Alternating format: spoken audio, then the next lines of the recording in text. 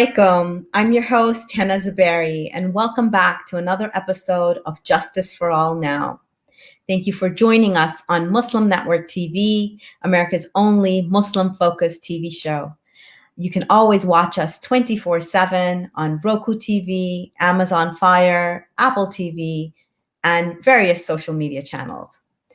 Now, today we're going to be discussing, as most of you know, Burma Task Force is one of our lead campaigns, the Rohingya campaign we've been working on as an organization for several years. And updates from the camps, action alerts about what is happening on the camps is a daily part of our routine work. Today we have someone with us who's been a part of this work with us since the very beginning. He is a human rights activist, Shafiur Rahman, based in the United Kingdom. He's an award-winning documentarian. His interest in human rights, labor rights, trafficking, and the environment have, his work has been shown all around the world, in the U.S., in Europe, Africa, Asia.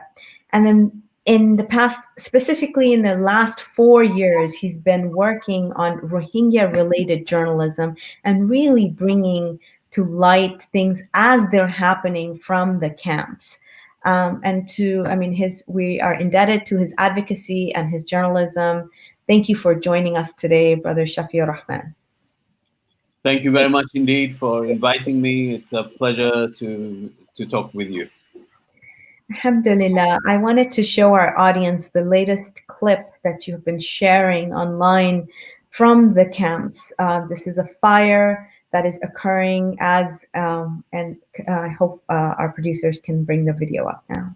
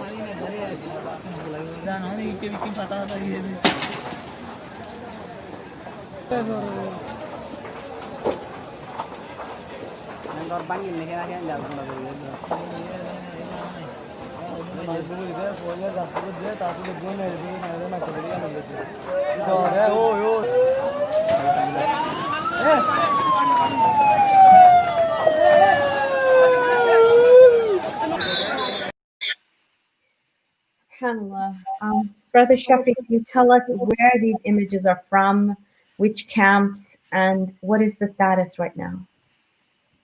These images that you've just seen are taken from a camp in the southeastern tip of Bangladesh called Noyapara. It is Camp 26, and overnight 550 houses were destroyed, many shops. People have absolutely, they woke up to all their possessions destroyed. And this was just 3 days ago. And during COVID, and this is a very old camp. This is not one of the newer Cox's Bazar, Kutupalong camps. Could you tell us more about the Rohingya that are living in these specific camps? Yes, whether these are old camps or new camps, it really doesn't matter. Last year, there were 2 horrendous fires, one in April of last year and the other a few weeks later in May of last year. Those were in relatively new camps. So it's really about how the camps are constructed, how congested they are. And really, I mean, the camps are constructed with tarpaulin, which are not fire retardant. They're constructed with plastic. They're constructed with bamboo. So it's just ripe for disasters like this. and there have been many such fires. Thankfully, the injuries in this fire that people sustained were minor, but last year, Rohingya were not so lucky. Uh, some children died and some people were horribly burned. But yes, as you say, this is a very old camp. This is away from the other camps in Ukia. This is right down in the tip of Bangladesh, in Teknaf, and it contains this particular camp contained UNHCR registered refugees who had come to Bangladesh from Myanmar in 1992 and afterwards. So they've been there since 1992, well over now 20 years. And so this is something that I wanted to explain for you to explain to our audience. For some of them, many people think that this exodus just happened in 2017, and the history of I would like to get your take on that. The history of the waves of Rohingya have been coming into Bangladesh for over 20 years. Yes, no, I mean, the big happening was, of course, 2017, and that filled everyone's screens, all the newspapers covered it, and so on. But that is not the case. I mean, really, the persecution of Rohingya goes back decades, and people have arrived in Bangladesh from 1978, since the 70s onwards, and particularly with a huge exodus in 1978. But we've seen since then that these are repeated, they're cyclical, they're like, what happens is there's horrendous and catastrophic violence that takes place in Myanmar. People then come to Bangladesh, then they're forced back to Myanmar. Then there's again another round of persecution, another round of violence, which then propels people to come to Bangladesh, and so on and so forth. And it is not sustainable repatriation because, of course, Rohingya do not have rights there. And that's the crux of the matter. Without rights, no matter how many times Bangladesh sends them back, the result will be the same. There will be persecution. They are without rights, and therefore they are extremely vulnerable. And history has shown that this is what happens to them repeatedly. So, yes, the sad history is that it goes back decades. And we can trace these camps back to 1978. Wow, this is something that, considering the background of Bangladesh itself being a country crippled by many, many challenges itself, with a large population, how have you and recently we hear of some of the population obviously getting tired of hosting this large amount of people. But can you comment on the historical aspect of how welcoming Bangladesh has been to the refugees? How have attitudes changed over the years, and what should we expect in the future?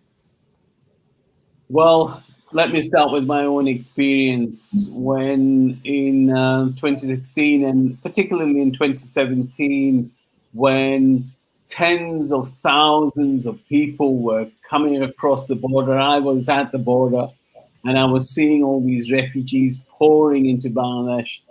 And the response that the Bangladeshi villagers in the border areas, the way they responded to these refugees was really, I mean, very, very an emotional sight to behold. They would organize long queues of people handing out little polythene packets of food.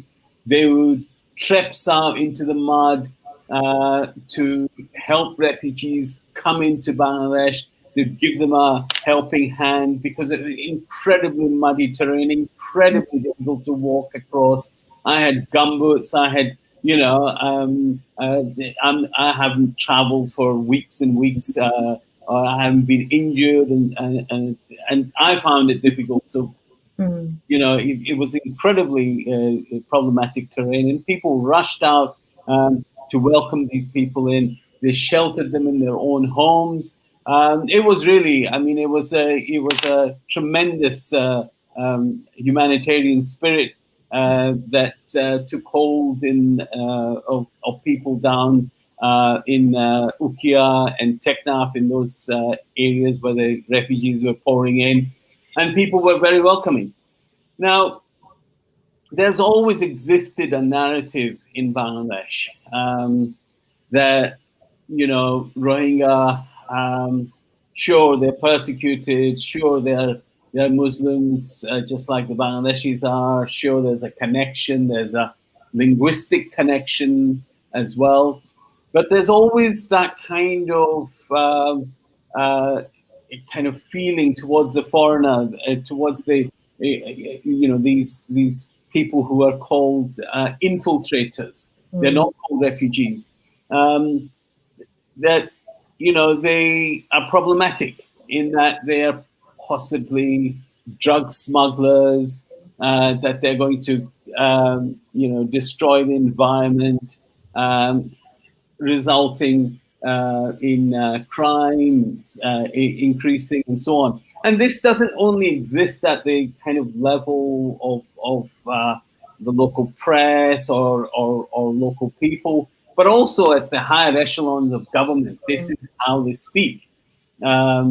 Sheikh Hasina herself have considered, in her speeches, she has labeled the Rohingya as a security risk.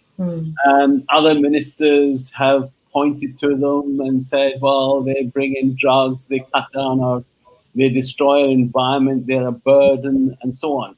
So there is that narrative. And Bangladesh is very concerned not to give any idea to its population that this is a long-term problem on its hands, that this is not going to go away. They always try to pretend that repatriation is just one negotiation away or one other agreement away and so on. And there's no sense of permanency that Bangladesh is willing to acknowledge or admit to its own people. And this is a huge problem because it means that Rohingya are not allowed to work. They're not able to access any formal education. Their freedom of movement is constrained. They don't have refugee rights. So it's a huge problem when you want to see it and present it as just a temporary blip that will be sorted out when it hasn't been sorted out for decades. Definitely. We have a question from one of the audience. Is that this narrative is very similar to what we hear from the White House about refugees at our border here in the United States, about them being a security threat and we need to put up this wall. And so do you think how is this connected to the rise of nationalism just throughout the world? I would make one important distinction that we are talking about refugees here. We're not talking about migrants. We're talking about refugees who have a well-founded fear of persecution in their homeland, basically genocide. And when people experience genocide, they vote with their feet, they run. I mean, this is physiological. This is what you'd expect if you have an army, the Tatmadaw, armed to the teeth, bearing down on your villages, burning them down, raping and shooting and burning villages, then this is what you're going to get. This is a physiological response. And Bangladesh is to be commended that it opened the borders and let people in. So I would make that important distinction that these are not migrants looking for a better life. They didn't come to Bangladesh to live in camps in the conditions that they do. They fled, and they fled because of a well-founded fear of persecution, which is genocide. Or to live in camps. I think it's very important to understand that. Really, the way that Bangladesh wants to present the problem is that it's a short-term thing.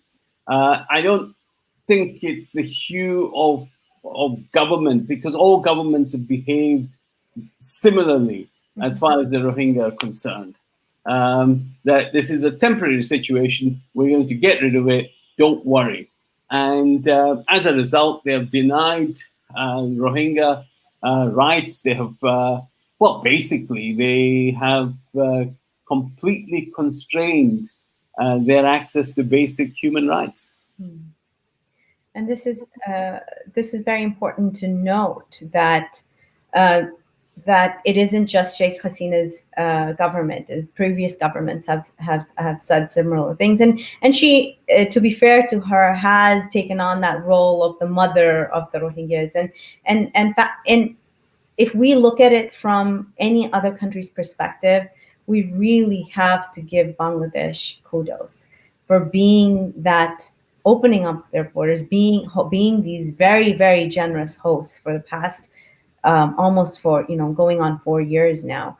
What do we have to look for in the future? How do you think? Because let's talk about Bhasanchar a little bit. And we've been seeing these flashy images in Bangladeshi media, influencers talking about this resort island where Bangladesh,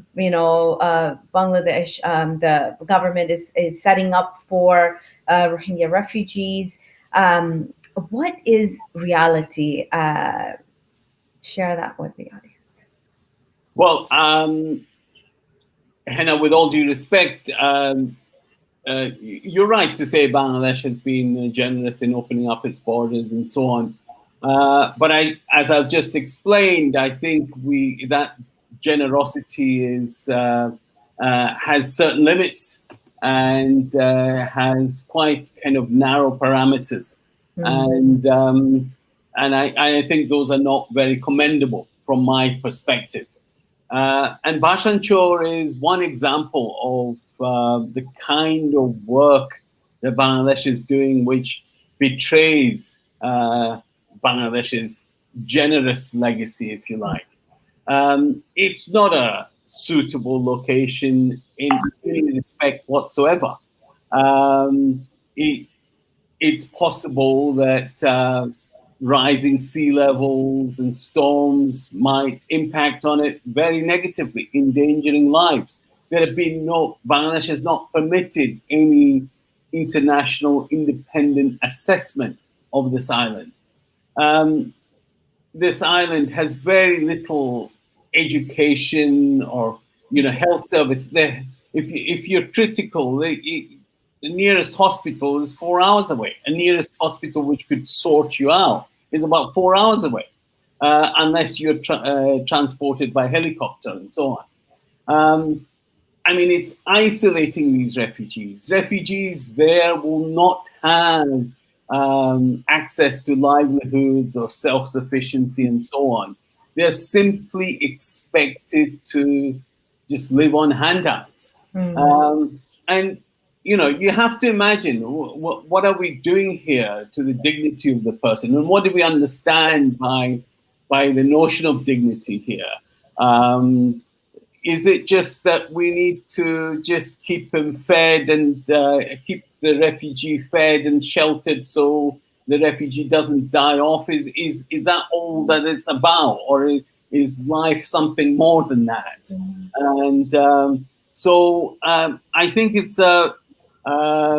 this generosity that we speak about that Bangladesh allegedly has is a very limited one.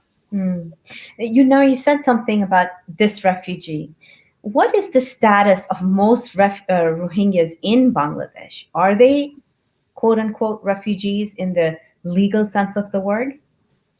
No, they're not recognized as refugees. The UNHCR registered refugees. They may have somewhat more rights. There's about 34,000 of them, but the vast majority are not recognized as refugees. They're recognized as forcibly displaced Myanmar nationals. But it doesn't matter. Across the board, they live in the same conditions. They face the same ceilings on education, on employment, on life. Recently, there's an actual announcement that had come out late last night, early this morning, depending on where you were on this in the world. Could you share with our audience what that announcement was and what this means for the Rohingya, especially in Rakhine State? Hena, I've just had time to read the Arakan Declaration. I haven't really talked to anyone about it much. But what's important here to me is that here are the communities of Arakan, Rakhine State, if you like, who only 3-4 years ago, we saw what happened. The Rakhine are implicated in, in inflicting all these crimes against humanity, genocide, etc. So finally, we have these communities coming together and saying we must have peace, and Arakan belongs to all who live in it. So I think from an outsider's point of view, and on paper, this looks good. This looks very good. This looks like the next step towards,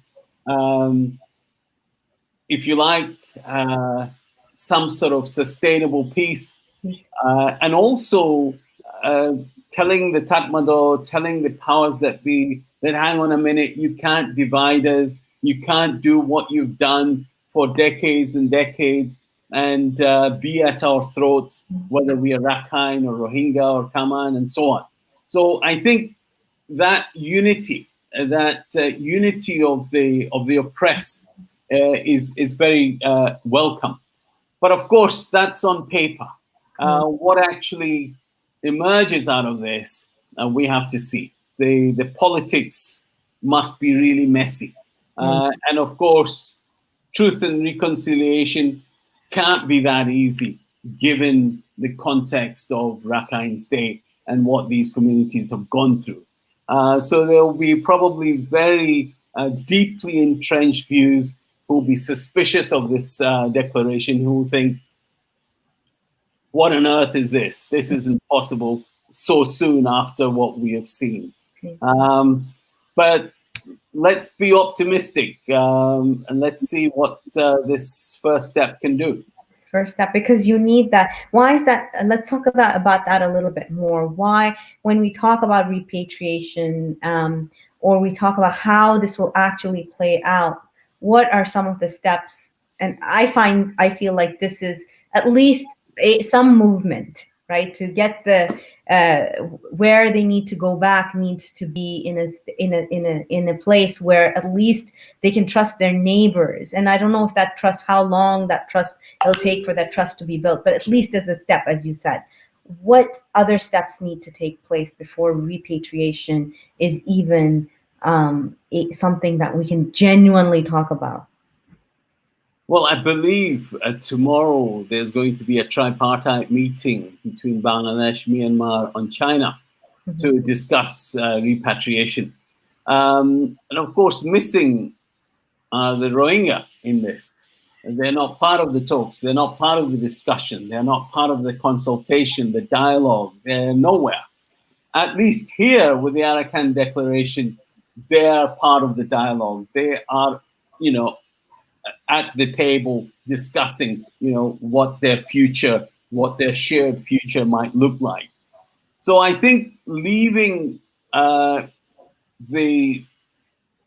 Rohingya out of the equation seems to be madness. And this is what's happened in the past. We mustn't again forget Bangladesh's history in this. Forced repatriation in 1978, forced repatriation in the 1990s. We have UNHCR documents telling us how people were starved in 1978, and then they were forced to go back. I have many interviews telling me, interviewees telling me what happened to them in 1992 when they were goaded and they were threatened, they were beaten into going back. So surely that doesn't work. Surely there has to be an understanding that there needs to be a sustainable repatriation. And for that, to happen, you need dialogue. And for that, you need all the constituencies within Rakhine State to come together and dream about their future and create that vision so that they can make it a reality. Definitely. And this is something that even here, the diaspora, they're discussing the Karen diaspora, the Kachin diaspora, have talked about this a lot. What does Burma look like to them? What is the meaning of being free in Burma? Should this be a Yugoslavia redoing of Yugoslavia? And so these are, and unless you have these communities on the table and these discussions, as you were saying, that there really cannot be a sustainable peace, a sustainable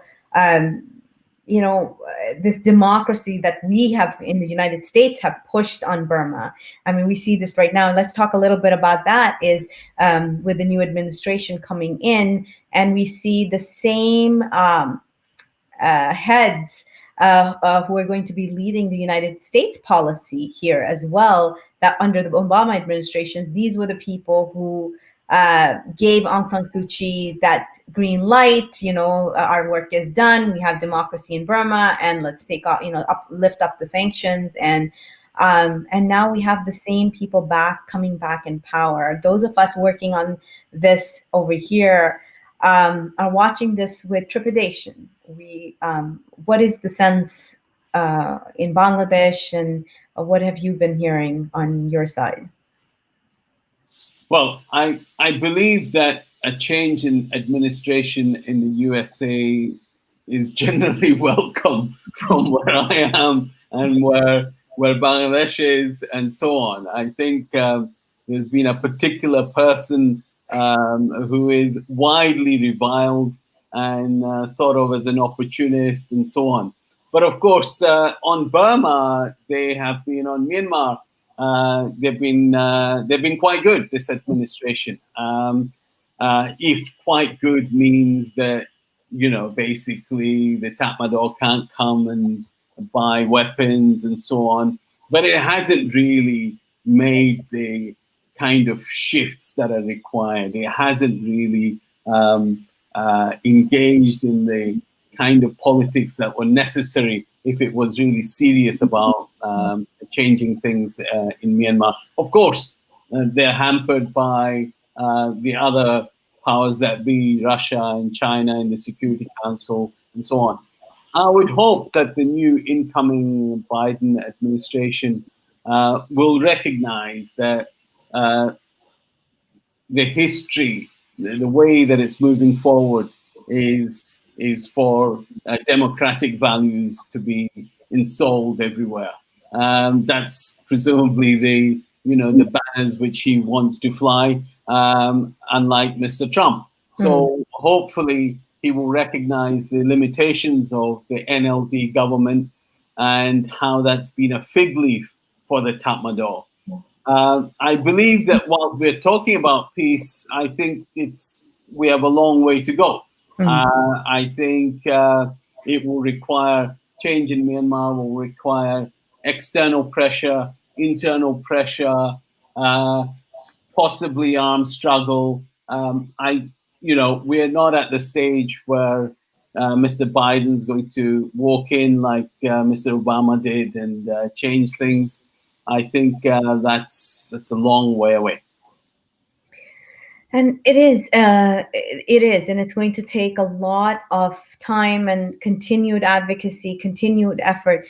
But when we speak to people, and you do this on a regular, when you speak to people in the camps, there's definitely this sense of like failing hope, like they want to not lose touch with that hope because it keeps them alive. But then share some of your experiences in talking with those who've been living this nightmare for the past 4 years. Recently, a French journalist asked a question of a Rohingya person, and I translated for the French journalist. And the question was the same as yours, which is that do you really think you'll be able to go back to Myanmar, and do you want to? And the answer from the Rohingya refugee was absolutely crystal clear, which is all these things that I put up with here, I put up with for one reason, so that I can go back to Myanmar. I haven't come to this country to sit and eat, ICRC aid or whoever gives them aid. I have only come here to save my life, to save my family's life. The only hope that sustains me is the thought that I'll go back to my native land of Myanmar. I mean, you can't be more direct and clear than that. That is their. They do not want to remain in Bangladesh. They are not Bangladeshis. They want to go back. They want to have their rights restored, and there's nothing more than they would like than to be involved in all these uh, uh, negotiations that are taking place in order to push things forward. And I think they will not lose their resilience in terms of, no matter what the camps threw at them and no matter what the Tatmadaw threw at them. I think that's really deeply embedded within the refugees that I've spoken to. I I will make a distinction though. I mean, and there is this divide between the newcomers and the old refugees. The old refugees possibly want to stay in Bangladesh because they've been there for decades. Their entire lives are there. And there's this kind of enmity between the two lots. They're saying, oh, well, the old timers, they have become Bangladeshis. So there is that thing. But I think generally speaking, what I've just said about this determination to go back holds. When I sometimes look at this, and we look at the work that is being done at the UN, and it just seems, even with the court case, sometimes I feel like there needs to be a new mechanism where leadership of the oppressed are able to represent themselves, despite somewhere where, even if the powers to be don't invite them to the table, that they still have a place, whether it's the Palestinians, whether it is the Uyghur, the Rohingya, Ethiopians in Tigray, wherever these massive atrocities are taking place. And I don't know if that's something just Pollyannish thinking on my part, but there are people who have, there are other communities who have declared, for example, governments in exile. And when they have been through atrocities like this, or where they're fighting for freedom, and have used that as a mechanism to engage with and speak for themselves. Do you think there's any possibility of that, and especially for the Rohingya?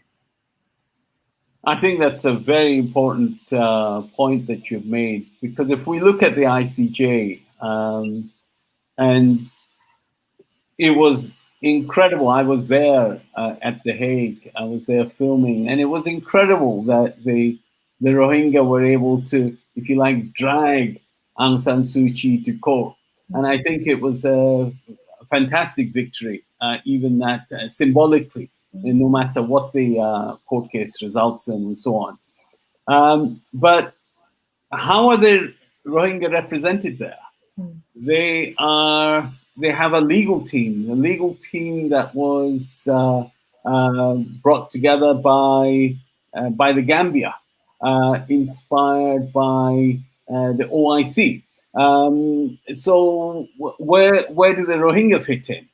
And whilst the Rohingya were there as part of the delegation, this may sound harsh, but it's worth noting that it was like little bit of window dressing, that they were just there. They weren't.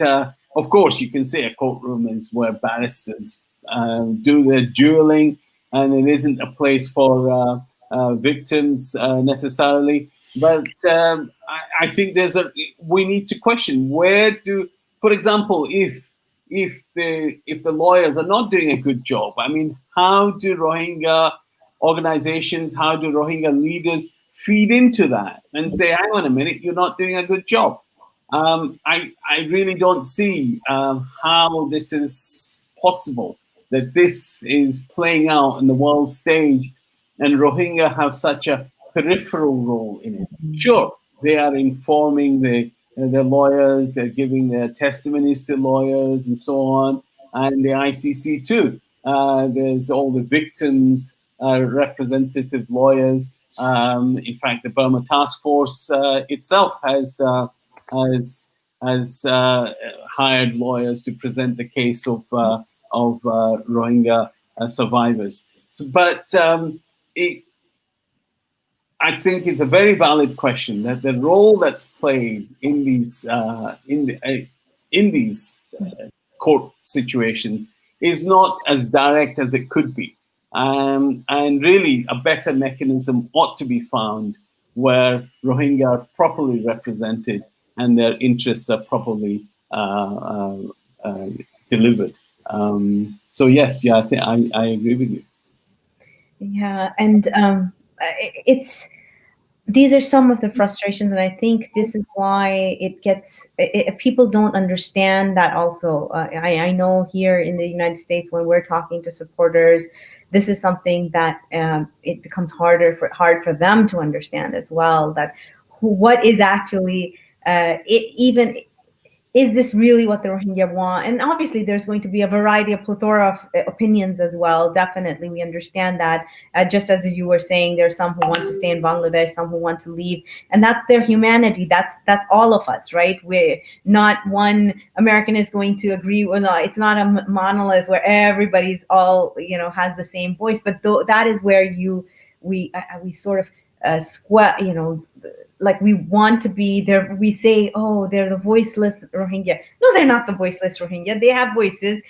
We are just not listening to those voices, and they have to give them that humanity of having diversity in their voices. And but yes, this is something that we talk about a lot of here as well. And it would be, I don't know where we go from here. I've heard, especially under the Trump administration, we saw where the United Nations is headed, how weak it had become now with China and India on the Human Rights Council's places where active genocide, 2 genocide alerts in India, active genocide of the Uyghurs in China, them being on the Human Rights Council at the United Nations. It seems farcical. It's like, what are we expecting from these governments and the nation? But going back to your work, I'd like to spend the rest of the time that we have together just really highlighting some of the work that you've been doing. Where are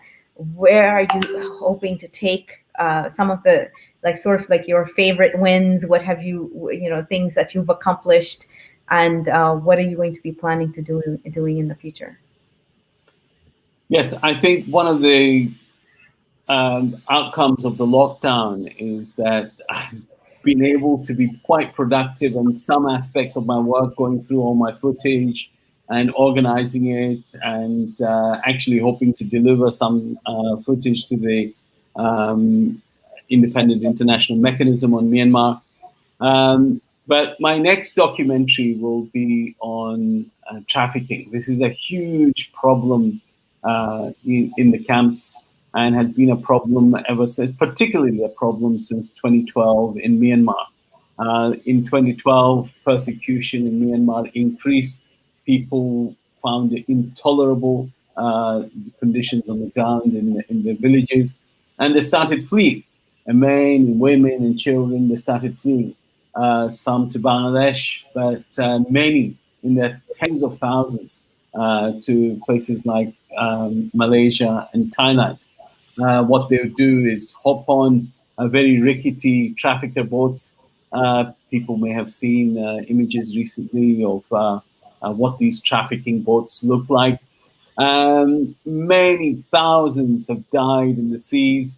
Traffickers would simply abandon them. If they made it to land, they would be taken to these camps in the jungle in Thailand. There they would be beaten, more money extracted from their families, and those who were able to pay finally, managed to get to Malaysia. And organizations such as Fortify Rights and other Human Rights Watch and so on have suggested that tens of thousands of people have died in these horrendous episodes in order to basically escape the persecution in Myanmar. What I did just before lockdown was visit one of these mass graves in the Thai border, and for which, by the way, Malaysia still it's investigated it. It set up a royal commission of inquiry, but the results still haven't come through. That's something that we must all watch out for. Why Malaysia is not deciding to release the findings of that inquiry. And I start my story September the 28th in 2017 in Bangladesh, where I witnessed scores of people, their dead bodies lying on the roadside because their boat had collapsed, sunk, and so many children, so many women and children had died. And the story starts there, and I trace it into India because I followed a group of trafficked women who were in a government home in India. Mm-hmm. I can't translate it in Hindi yet. And then I also go to Malaysia and Thailand, and I finally bring back the story in Bangladesh with the recent boat episodes. So this is what I'm working on right now. Fascinating.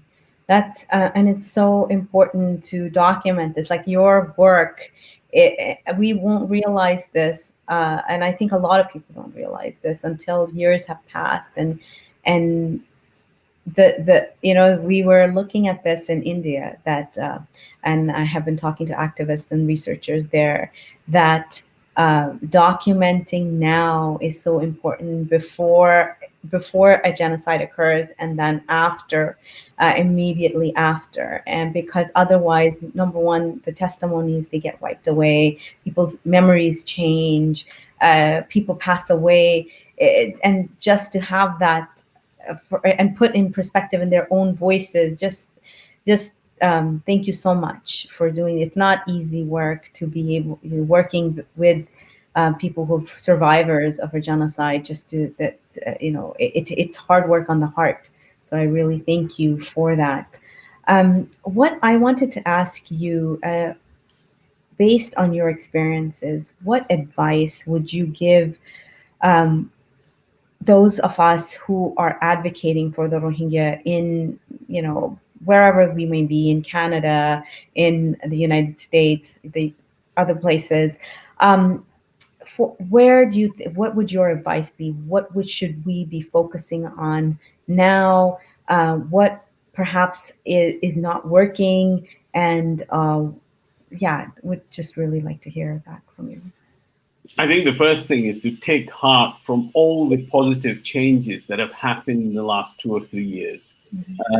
The ICC, the ICJ, then the court case in Argentina. All these things put the Myanmar regime on the back foot. I think these are to be really welcome. I think the next thing to kind of really try and do is to engage with Rohingya, whether they're in the diaspora or whether they are in Bangladesh. In this lockdown, what I did is set up a competition, a photographic competition, for the very reasons you suggested. It's very important to document your life. So what better than to get the Rohingya themselves to document their own lives in this critical period during this pandemic, and all the things that they're going through, Passion Chore, the internet ban, the barbed wire in the camps, which takes a daily toll on these people. So it's very important to engage with Rohingya, whether they are in Bangladesh or whether they're in Europe or America, and support them.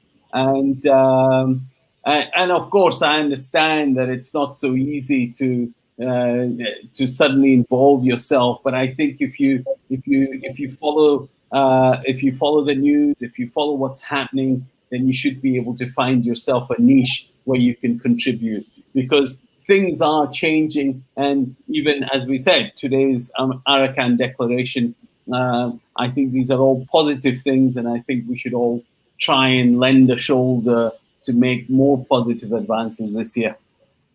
Definitely. So anything that is definitely not working, that people, especially here in the West, should stop pushing. Well, that's interesting.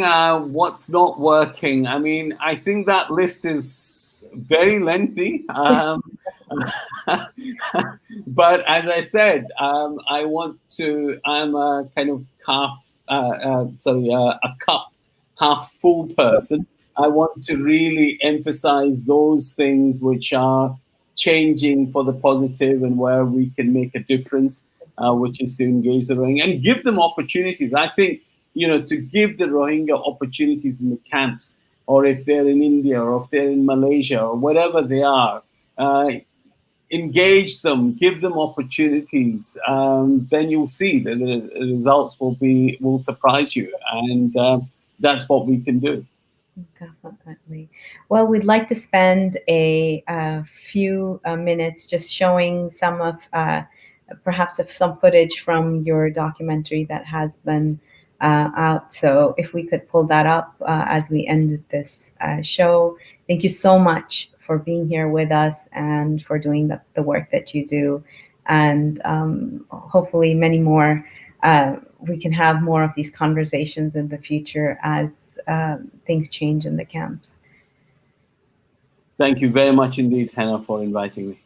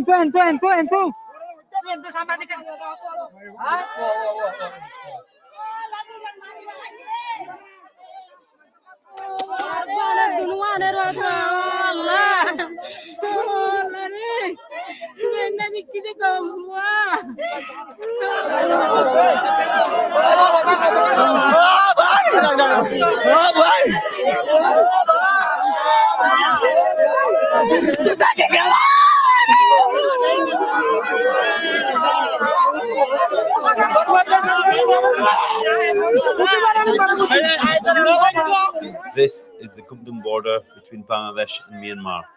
You've just seen the dead bodies of a husband and wife killed as they tried to cross no man's land on 2nd September 2017, 1 week after the start of the Burmese military clearance operations in Rakhine State.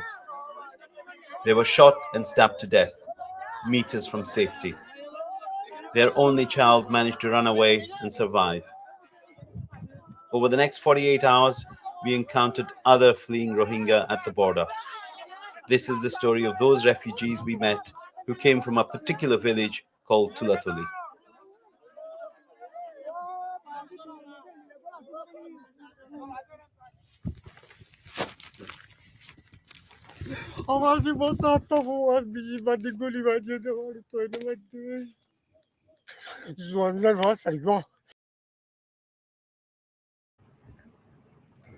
It's important for us to remind ourselves, because I think what happens with the news cycle is that we often forget, sorry, my cat is here. We forget the people that we're working for, the people that we're held accountable to in God's eyes. So as we continue to do this work, and all of us, those of you who are watching who might have not heard about this, or those of you who have been regular followers and know our work, just to renew our intentions and to remind ourselves why we're doing this work. Thank you so much, Brother Shafi, for being here, and thank you for all of our audience for being with us every day. I just wanted to remind and center myself with that, because this road is long, and we're going to need each other to make as we walk towards justice, inshallah. So thank you so much to all of you again. Assalamu alaikum.